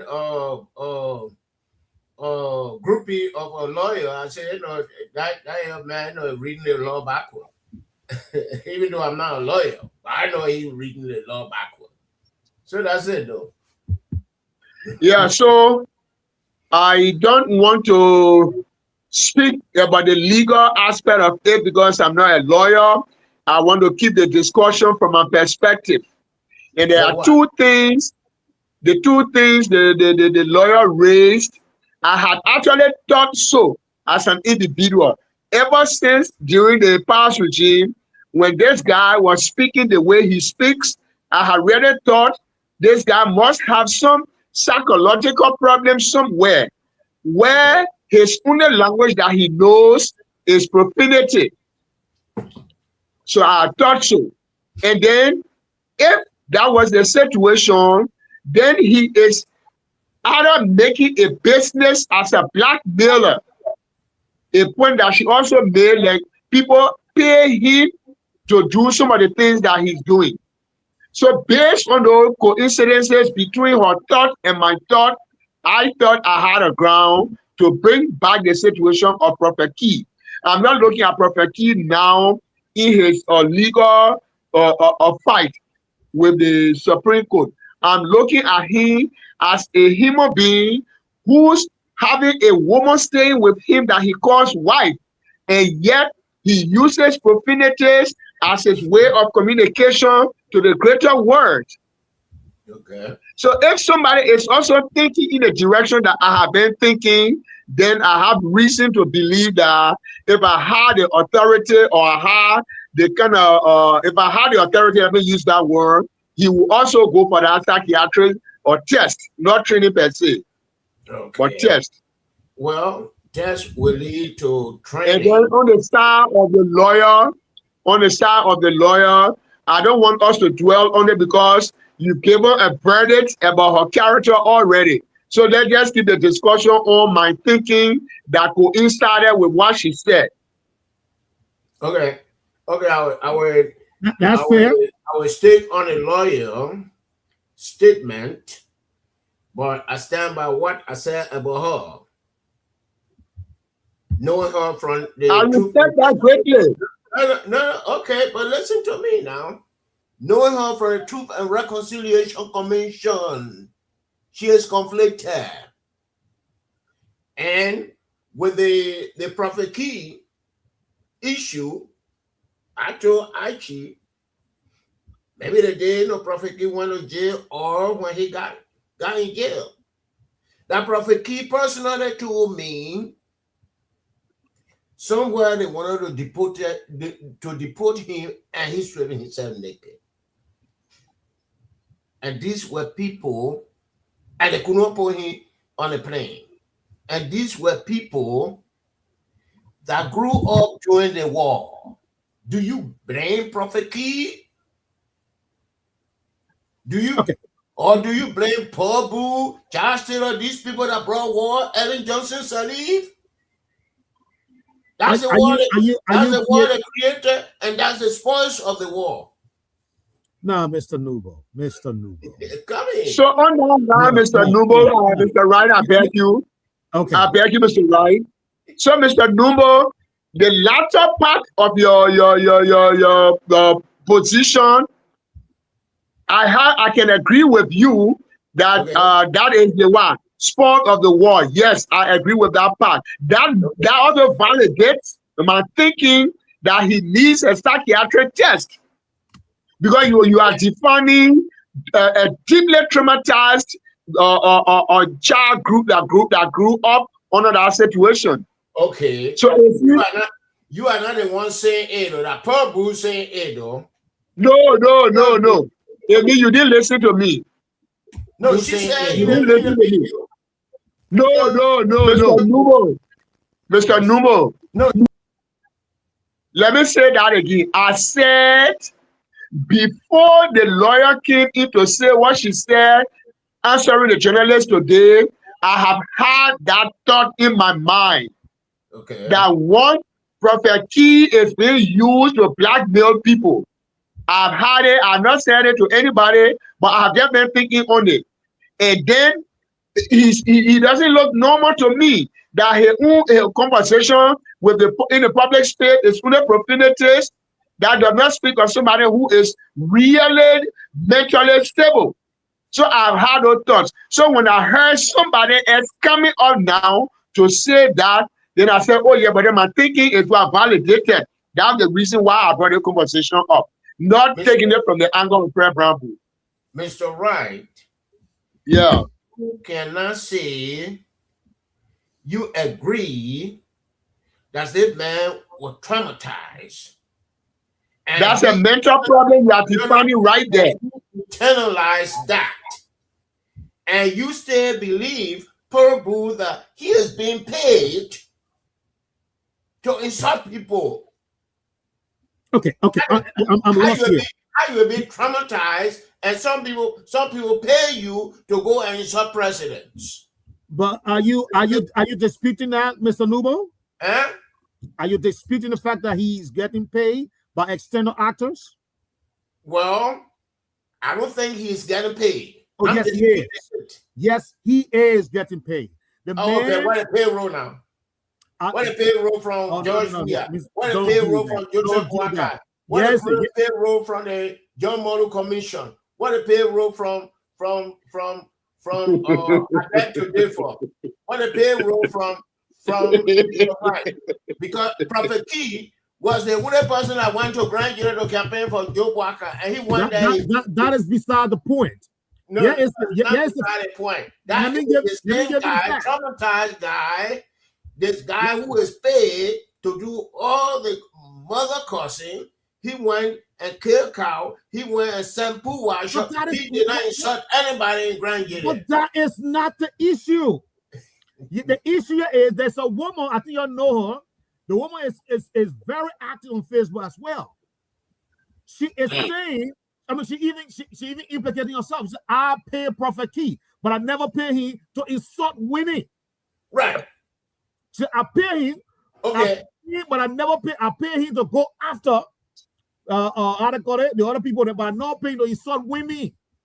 I say, so that is your proof, Mr. Nubo. Archie, that is the highest gun. That is not paid. Furthermore, Mr. Nubo, my own sister-in-law, I'm not going to call her name, is one of Prophet Key financier. Okay. Yes, right there in Maryland. She collects money from the entire group here in America. Let me tell you. Money to Prophet Key. Let me tell you. Yes, sir. Let's say for... All right, so we're going to spend the next 5 minutes on the topic and move to the next one, please. Okay. For those of us who were supporting Joe Walker, Prophet Key did an excellent job. And people, Joe Walker supporters, sent him money. But as you were saying, they didn't send him the money because woman. No. But when you look at Pearbu's statement and Mr. Amos Wright statement, it means that I sent Prophet Key when he said he wanted to buy an iPhone. I sent him money. And I even got money from a Liberian and sent it to him for the same iPhone. But did I say, cost people money? That was George Weah administration. So, I don't want to say that the money I sent was a pay. Hell no, it was not a pay. So that's what I'm talking about. Mr. Numo, you have just validated. Mr. Numo, you have just validated the issue I raised. Archie came in with 2 sources, and you are a direct source right now Okay. of making to support. You supported Prophet Key to buy iPhone, to use it to read profanities. You supported Prophet Key with an iPhone to Look, use it to do and podcasts. you are contradicting Archie too. Archie saying a relative of his. Yeah, And I know she sent money to Prophet Key. Why you send money to that's Prophet what I'm Key? saying. People. That's And you are exactly saying, what I said. no. You So are saying those what people, Archie said is not true. no, Because I you are didn't say so. I said Archie also validated. sending him money to insult people. When have Archie you validated seen that on people were social media pronouncing insulting people? Honorable Numbo. Yeah. Archie said, Archie is right on the show. Archie said he named 2 people who one person said they sent money to Prophet Key, but did not tell him to insult women. Another person sent money to Prophet Key. And everybody know that the Prophet Key men they were sending money to a real medium of communication for reading profanities. Violent communication, if you want to put it that way. That's true. So that's a validation. So then you that is no. Take over, please. So your comment, we'll move on to the next topic. Okay, I beg to differ. Mr. Numo. People are not sending money to Prophet Key to cause women. People are not doing that. I had a discussion with Prophet Key when we're on the phone. No, he does not use profanity. Prophet Key appeared on radio stations. He did not use profanity. And he and myself, and maybe Archie, we were on the same side, supporting Joe Boakai. So the train had to go, and he sent people who are sure to Grand Gila County. And he did not follow them to be insulting people. You keep bringing up that. Why I can't bring that? He didn't campaign in. He didn't send Pooh Washer to Tapita to Ganta. He didn't do that. But what I gotta do? What I gotta do with the topic on here? I don't understand. He didn't do that. But what I gotta do? What I gotta do with the topic on here? I don't know what has to do. Mr. Nubo, connect that to the fact that we're saying. But what that has to. Okay, Ellis, can you please mute? Thank you. Connect that to the discussion on here because we're not saying. Maybe busy or jealous. No, Prophet Key did not send people to Nimba that move. Yeah, but Bessie and the whole Supreme Court should have gone to the civil court. Okay, well, went wrong. That's a different topic. That's a different topic. That's a different topic. But we who are here, we are not lawyers. Yes. So maybe we have to get an expert, to go after it. But I feel that you and the two rights are together in one wrong tonight. Okay. All right. So let's move on to the next topic. Veteran Smith, he ran away. Who? Veteran Smith. No, he's still here, but he's not on the screen, so I don't want to keep him up. Okay. Yeah. Okay. I think he's busy in the back. Mr. Rice, do you have another topic you want to bring up? Hold on. No, go on. Yeah. Okay. Let both of you panelists explain the logic of the Kula Fofana about the Fulani or Defense Force. Justice Minister came and made pronouncement, and she came and in a sense she contradicted the minister. I mean, maybe if they allow it, maybe I will go and organize Grable, no. Security force. And I'm from Zytown too. I can organize those Zytown or security force. So Yeah. I feel that Joseph Boakai need to speak to this to bring sanity to the whole nation. I mean, Okay. Without going any further, Mr. Wright, I think the government. Sorry, Mr. Nubo. The government did release a statement on that topic, and different from Justice Minister. Yes. Okay. And they with immediate effect banned the group and said the group cannot be allowed to function. So, as far as we know, the group is disbanded. I'm sorry, and they are not in existence anymore. That's I hope that the government did not offend Mr. Amos D. Wright, though. Well, I'll let Mr. Amos D. Wright speak for himself.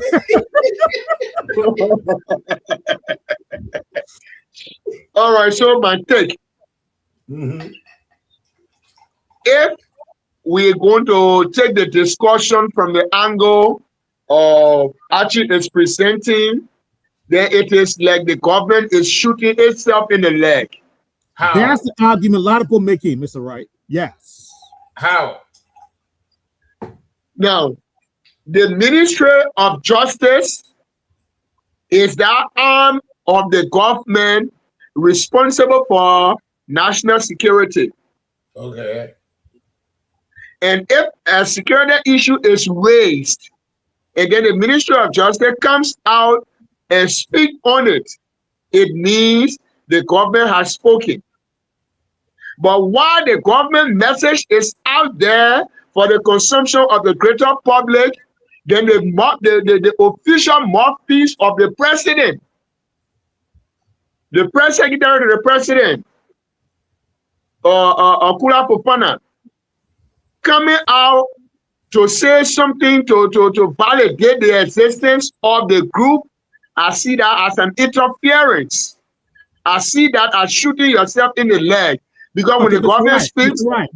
Let's talk about Kula Fofana in context. But Mr. Wright, let's talk about Kula Fofana in context. Mr. Amos, you right. Kula Fofana. Archie is not talking about Fuller statement. Okay. Archie is talking about official government statement after the rigmarole or between the Justice Minister and Kula Fofana. Exactly. He's talking about new statement. Exactly. Yes, they did. So what the new statement? Huh? The new statement, what does it say? It said that a group cannot exist. So they disband the group. Then my take will be, I agree with that. That a group does not exist. So we don't have anything like that group. Okay. Yeah. Otherwise, then I will side with my brother, Mr. Numbo, who started saying, if the group will stand, then myself will be going to Barbertown tomorrow morning for us to set up. Government came out and said, no, we don't want a group, but I would come back to you, those of you, because some sources, some AI sources told me you Amos D. Wright. You probably a member of that Fuller thing. So I will be part of you for Mr. Nubo. Yes. Officially, that is not true. That cannot be true.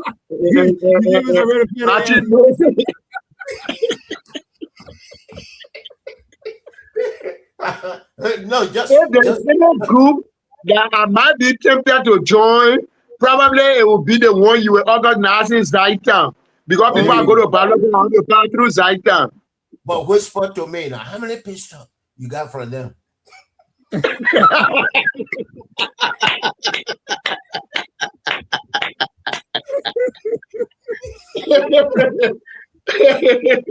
Wow. All right. I think we're gonna end. I love that. Mr. Nubo, is that let me introduce mine with one topic, and then we'll go around again. I think we got Alex Welton. Alex sleeping in the studio, so I think we're gonna hang around for a little while. Okay. Alex. So my topic, fellow panelists, I don't know, you guys probably saw it today on the social media. There is this group that call themselves the timber worker, the timber constructor, the timber. Okay, construct. Alex, I sent you that video. It's in there. You'll see the guy, very animated, yelling in the face of the camera.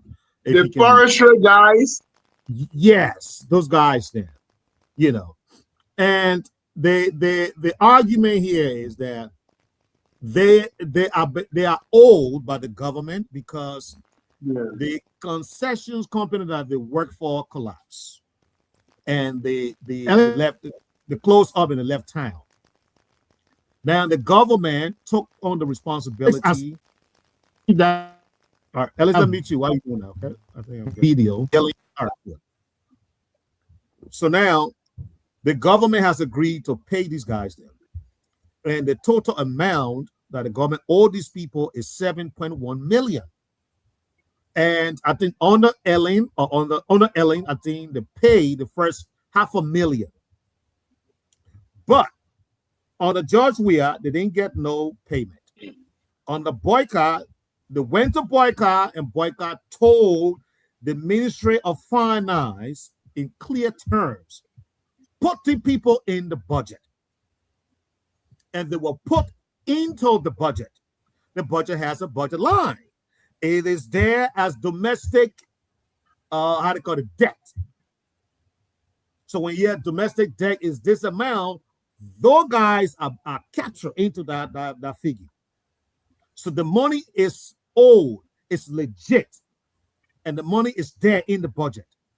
So they said they went to Gafuan and asked Gafuan, why is it that you are not paying us? And Gafuan told them to go and protest. Because as far as he's concerned, they are out to make the government look bad. And so, true to their word, they assured Gafuan that they will protest. And they did. They went before the Ministry of Finance today and the protest. And so I wanted to bring that out because I can't understand why Gafuan won't pay the people.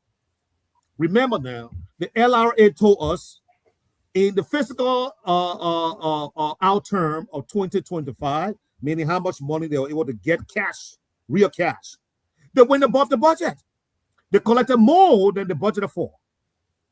I think the two probably 10 million, 10 little over 10 million. So you got all that money. So why didn't you pay these people? They're already in the budget. So what that says to me is that they moved the money somewhere. They did. And so all these, transparency that Boyka is running around with, this is where that he must be the people's president. You told the people to put the people in the budget. They did. They put the people in the budget. And you raise more money through the LRA. So the money is there. You have the money. Why did they pay these people that money? Now the president will step in and make sure. Why did they give the guys then the money they were budgeted for? The $500,000 that were budgeted for in 2025. So this is what caught my attention today. And I think it is worth talking about because these are thousands of families through no fault of their own lost their livelihood. They got families, they got children, or the relatives to take care of.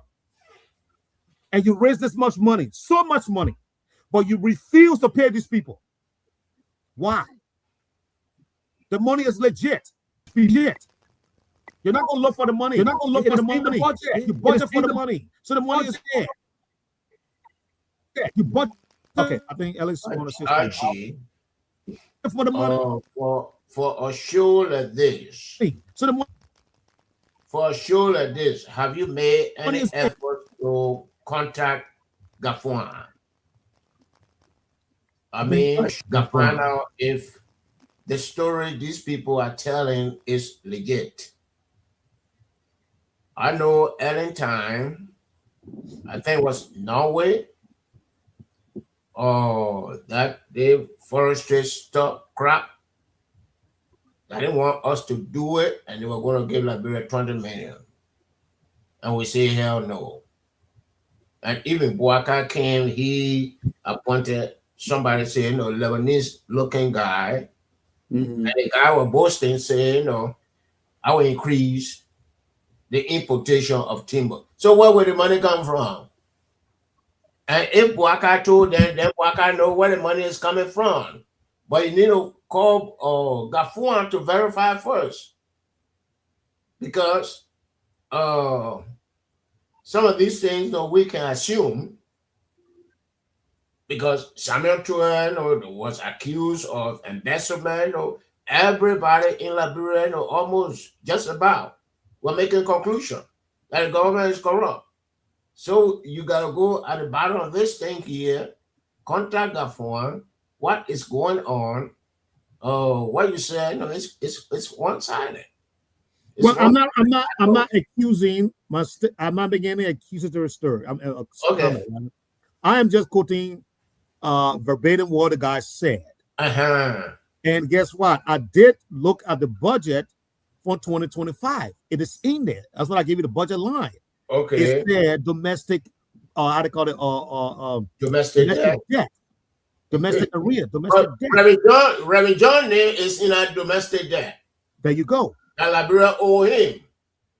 So the domestic debt did not specifically say, the timber worker. Oh, no. It's put underneath there. It's there. I can give it to you. Okay. It's there. Okay, I want to see. That's the line item. I mean, it's there. That's your reliance. If it's there, that's your reliance. But true. When you go to the Ministry of Finance, you pull fiscal article of the year budget, fiscal year budget 2025. It's there. Okay. Line items there. So these people actually. No, I'm not saying. Maybe Gaffon has a reason. I think last year they did a recast. So maybe he took that money and moved into into another priority area. But don't give the people the reason to go in the street. For sure. Yeah, you know what I mean? He's supposed to be a diplomat. Yeah, look, man, I spoke. You're to come sit down, you're to talk. But don't tell the person, okay, so you can't, you're doing you go protest. That's what the guy is saying. And I mean,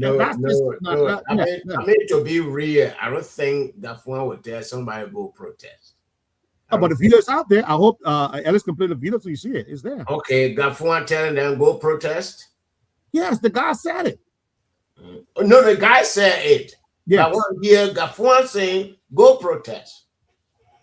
Oh, okay. No, I don't have Gafuan. Yeah. Okay, Mr. Ryder, you on this one. We got to move on. Well, Mr. Right, laughing for. Yeah, Mr. We don't want to take the lead. Well, lead now. To leave the show. No, I didn't say lead. I said lead. Oh, okay.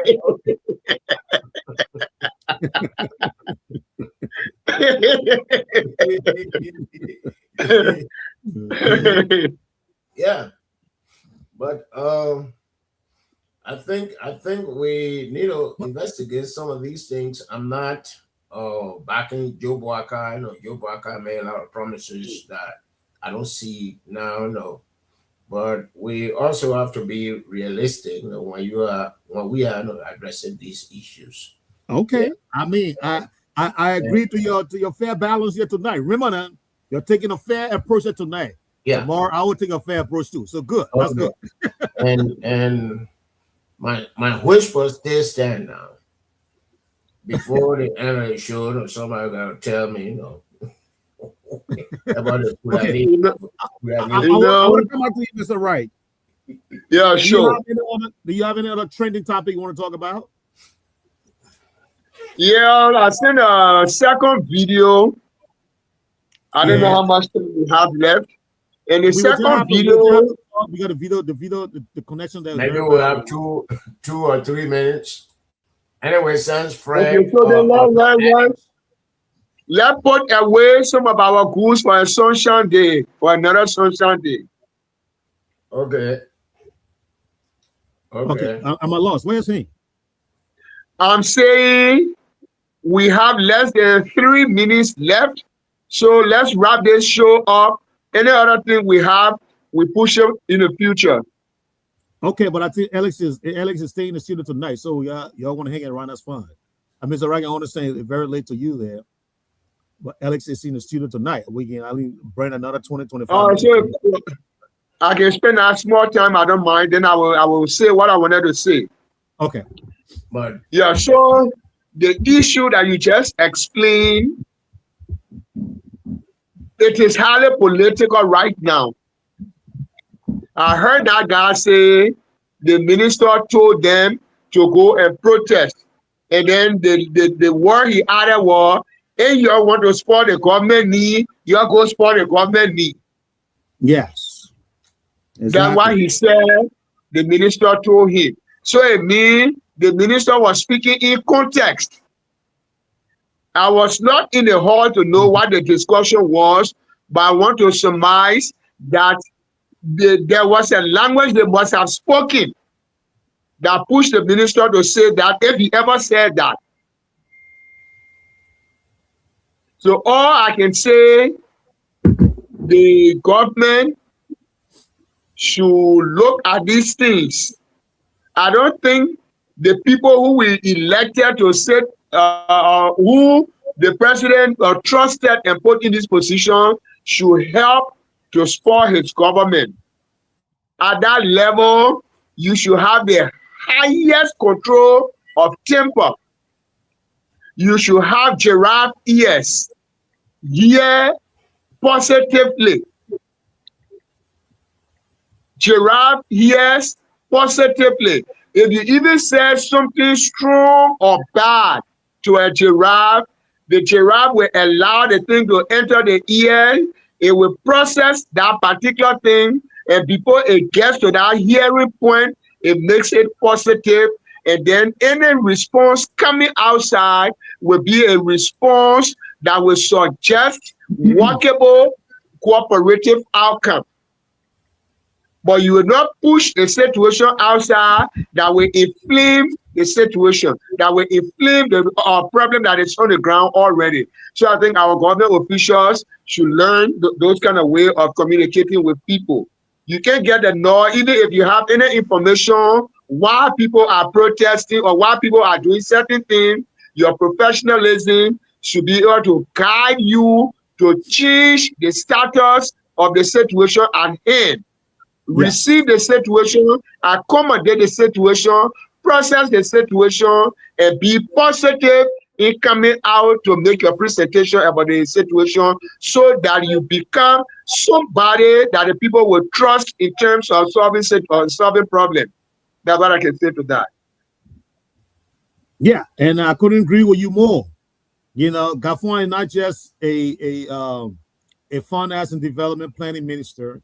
You know, he can also be a diplomat, and he can also be a spokesman for the government. You know, he got to play these roles. He got to. Every minister in the government has to play this role. You know, because whatever you say has a positive or negative effect on the government. And they need to know that. They need to know that going forward. Okay.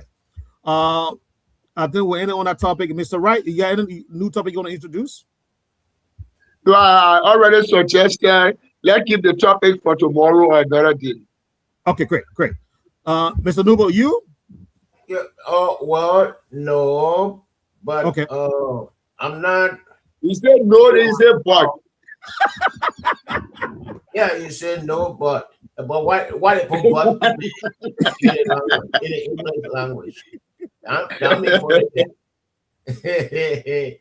Top FM, I'm not getting the link to join.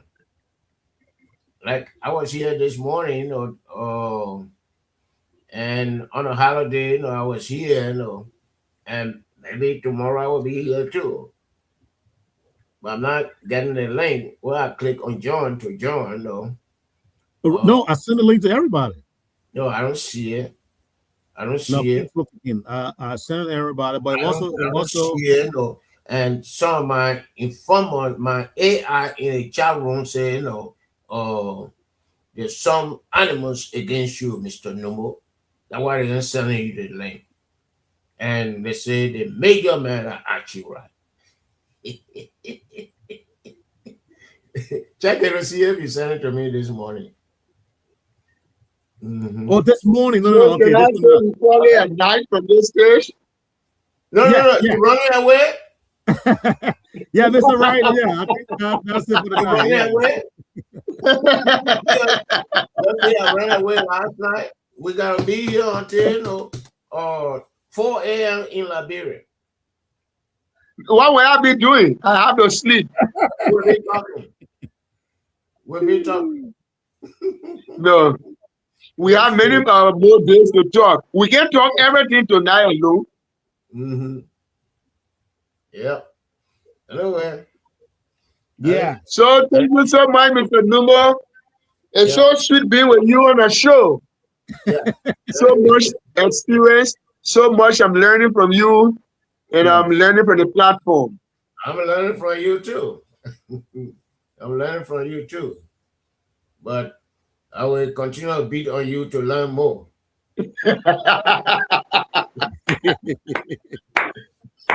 Archie, Alex,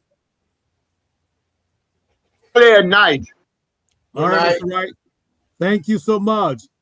You add so much value to the conversation. We appreciate you. Yes. So, veterans may run away. He's still there, but he's busy. Oh, why am I not getting Mr. Wright from the thing? Okay, there you go.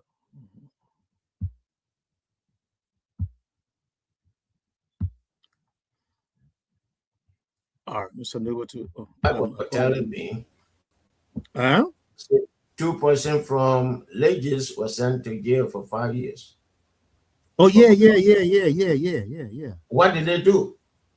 You remember the guys that took the money for the censor? Censor, yeah. Yeah, I wanted the trending topic there. You're right. Yeah, they took the money for the censor. I think either the deputy and one of the technicians.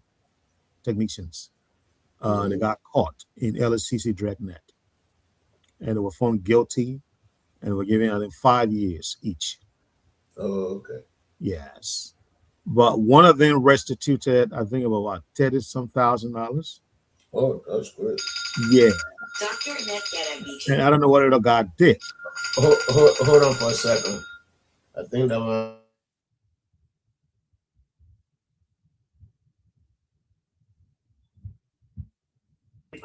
This is an appointment reminder.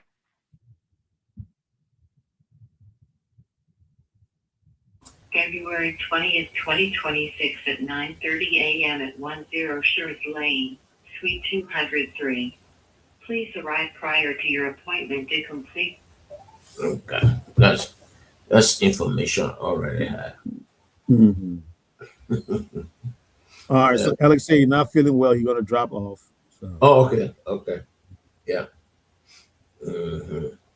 But yeah, I mean that's a good thing, man. Because these guys stole that money intentionally. I think that money was given to Liberia by one of the international organizations. Yep. To do the censor, and they just pocket the money. I mean, when I went for the Joe Boakai inauguration, I asked my son, because he worked with Legis, I think he is accountant there. Okay. I said, Costa, how your name? And he said, they went out of town for the census, and they paid and they paid down. That's why they check what your name. And that's what he told me. Yeah. And why do people? I mean, it's so deliberate, man. Because just you and I know, if these people want to stop all these check signing and all the All right, Alex. Good night. They can do that. But here you going out of town, you spend your money and they reimburse you. Why we can't do it in Liberia? Yeah, I mean it's unbelievable, man. It is. It is. Yeah, Why are you still signing live check in the day? The city does not even give gas slip. You go to the city gas station and gas your vehicle. Yes. You know what I mean? Get one of these build your own gas station. It's easy. Yeah. You know, build your own stuff. Why you gotta let it go do these things? You know, why you're still doing, we're still back in the 80s. And if you are not working with the city, you take your vehicle or you take your personal vehicle, the gas will not pump. I am telling you, oh God. Mr. Nibble, when I in Liberia, there's a place to be, one of the hottest places called Pepperfish. Off Ralphie highway there. Go there this time of the night between 12 going or 11 going. So government official, Mr. Lubo. And the guys they don't care. They did not care who see them, who didn't see them. They're all showing up in government car. They plate on the government property. I'm like, what? Yes. The only time I brought government car home, I was using it, bring it home, or the next day go to work, was during the COVID. And after the COVID, and after I left the street department, I didn't have that opportunity anymore. Right. Yeah. Because they didn't want for two persons to ride in the same car. Yes. Yes. And preventative measure, That was the only time. Even the buses at some of the places I work, they don't take government vehicles home.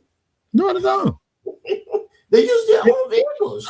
They use their own vehicle to go home. They drive to the work, they take up the government car, they do the government job, they bring it back, they gain their own personal car, they come home. That's it. Why we can't do that in Liberia? Why aren't we doing this? I mean, the thing is, they put Allah is so difficult. Oh man. Yeah.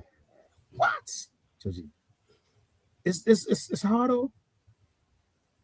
Are you giving senator, representative 3 new or new vehicle every year, every 3 years? Every 3 years.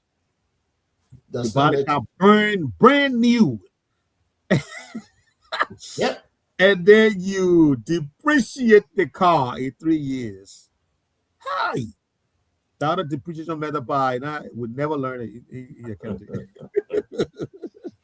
It's not right. And I would straightforward that let me forward. And I go to the real financial school. No, you're gonna make it a whole thing degree. 3 years. Does not make sense. Don't make sense. They say the poorest country among the 10th poorest in the world, but the government officials are taking all the money. Yeah. Oh, you get a new car every 3 years, you pay them 15,000 or more. I'm not at the rare amount of making. You pay the cooks, you pay the security, you pay what? Are you telling me? That country is messed up. Yeah. How is that fair to the ordinary Liberian? How? The guy who paid the salary, you go and get a loan in his name. The children will pay that loan. You're taking the money, you're putting the money in the pockets of the government officials. No service get to him. He's still drinking dirty water. First of all, you don't even get a primary care doctor. How do you justify all the loans? How? You know,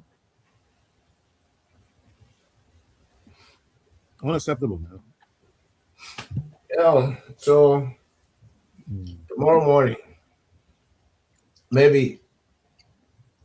Why, Judge? Okay. Good night. Night, night. All right.